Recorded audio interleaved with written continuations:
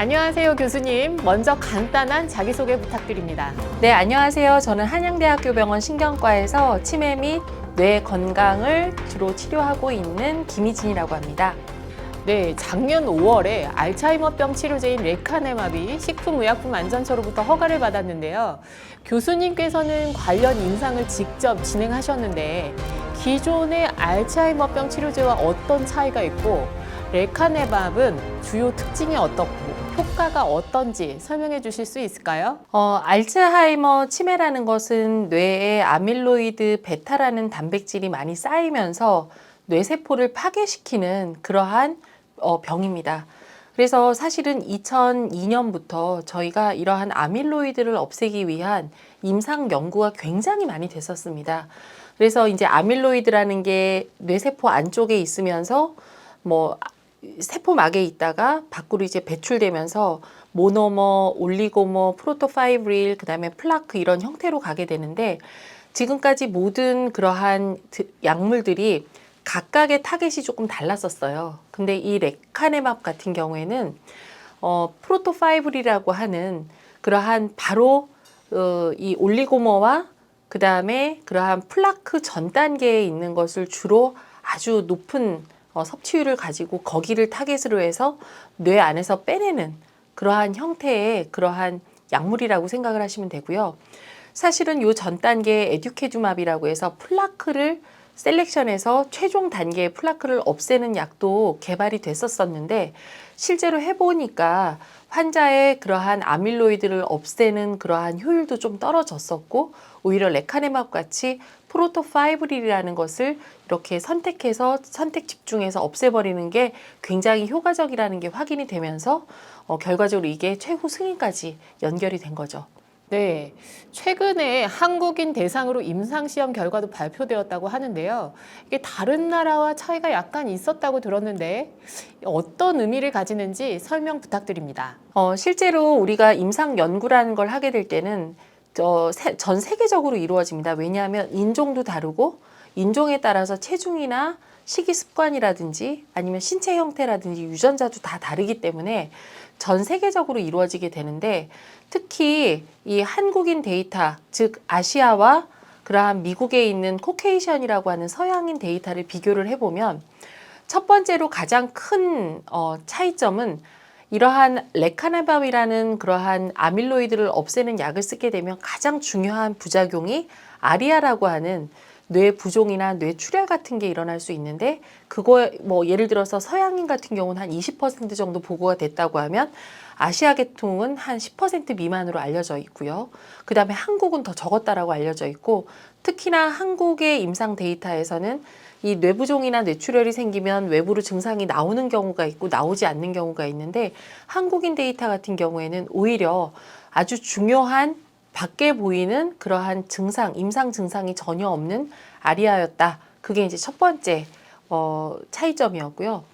두 번째 같은 경우에는 한국인 여성분 같은 경우에는 오히려 서양인 남자분에 비해서 효과성은 좀 적었다라고 되어 있습니다. 그 해석은 되게 의견이 분분한데 결과적으로는 서양인에 비해서 동양인이 체중 자체가 작으니까 이게 1kg당 10mg을 투여를 해야 되는 약물이거든요. 그러니까 총 들어갔던 약의 용량이 많지 않아서 그런 효과성이 보이지 않았나 그렇게 이제 분석은 하고 있는데 지금 우리나라도 이미 이제 상업화 승인이 됐기 때문에 올해 작년 12월부터 쭉 쓰고 있거든요. 좀 더 한국 데이터가 모이면 여러분들한테 좀 더 정확한 정보를 알려드릴 수 있을 것 같습니다. 네, 어떤 약이든 이렇게 부작용이 있겠지만 이 약은 고가인 만큼 부작용에 대한 걱정도 클 텐데요. 어떤 부분에서 주의가 필요할까요? 이제 저희가 레카네밥을 처음 투여하게 되면 가장 먼저 올 수 있는 게 인퓨전 리액티드 리액션이라고 해서 정맥 주사로 들어가게 돼 있습니다. 2주에 한 번씩. 그러면 이 정맥에서 새로운 약이 들어가니까 그거로 인해서 약간 몸살 기운 같은 게 나타날 수 있는데요. 단순 몸살 기운이라든지 아니면 가벼운 두통, 어지러움증 같은 그런 가벼운 증상, 예를 들어서 그러한 진통서염제로 충분히 컨트롤할 수 있는 그러한 반응들이 있는 반면 아주 심한 경우에는 그러니까 알러지 반응이 심한 분들이 계세요. 우리나라에는 없었는데 아나필락시스라고 해서 갑자기 급성 쇼크 같은 게 일어날 수 있어서 초기에 저희가 이러한 주사 치료를 하게 될 때는 5번에서 6번까지는 충분히 관찰 시간을 갖습니다. 그게 이제 급성기 반응이라고 하면 우리가 이 킬로그램당 10mg이 들어가는 약이니까 결국은 아밀로이드가 뇌에 쌓여 있고 혈관에 있는 아밀로이드도 다 씻어내면서 2차적으로는 아밀로이드가 있는 곳에 그러한 아밀로이드가 빠져나가면서 혈관이 약간 느슨하게 변합니다. 그러면 혈관 내에 흘러야 되는 이런 물들이 이 혈관 밖으로 살살살살 흘러나오는 거죠. 그게 바로 아리아라고 하는 부작용입니다. 이거는 주로 MRI라는 그러한 영상만 가지고도 확인을 할 수밖에 없기 때문에 저희가 투여한 다음에는 5번, 10번 이렇게 이 투여 횟수에 따라서 정확하게 찍는 그러한 프로토콜 따라서 MRI를 찍게 되는데요. 그 MRI에서 만약 아리아라는 게 발견이 되면 저희가 휴약기를 갖게끔 추천을 하고 있습니다. 그래서 모든 것들은 프로토콜 따라서 정확하게 진행이 되고 있으니까 너무 걱정하지 않으시는 게 좋을 것 같고요. 단 아리아라는 부작용이 발생하는 것도 이미 어떤 사람이 발생한다는 게 다 알려져 있습니다. 그래서 여러분들이 주치의하고 상의하셔서 내가 혹시 부작용군이면 선생님과 상의해서 좀 더 천천히 올라가면 조금 부작용을 줄일 수 있다라고 알려져 있고요. 그리고 또 하나는 이러한 레카네맙을 맞는 사람들은 뇌졸중이 올 수도 있잖아요. 요즘에 날씨가 추운데 갑자기 쓰러질 수 있는데 요즘에는 골든타임이라고 해서 3시간 안에 응급실로 가면 TPA라든지 아니면 인터벤션이라고 해서 뇌혈관을 뚫는 그런 시술을 하기도 하는데 그런 시술을 할 때는 상당히 뇌출혈 위험도가 높아지기 때문에 반드시 주의를 기울여야 되는 그러한 상황입니다.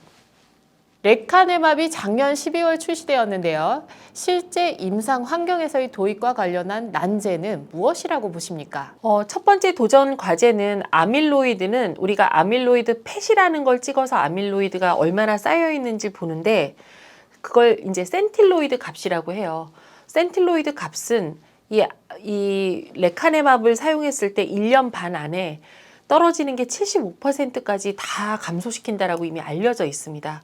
그런데 아밀로이드는 없앴는데 환자의 임상 증상, 즉 치매 증상은 계속 진행되는 경우가 있습니다.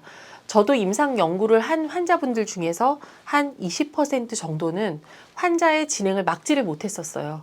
그러니까 그런 부분을 감안을 해야 되고 두 번째로는 또 비용 문제인데 비용 문제에 있어서는 사실은 이게 보험 안으로 들어오게 될지는 좀 굉장히 이제 의문스러운 상황입니다. 왜냐하면 우리 2025년에 1960년대생이 베이비 부머 1세대라고 하는데요. 갑자기 인구가 많이 늘어났던 분들이 65세가 되는 게 바로 2025년입니다.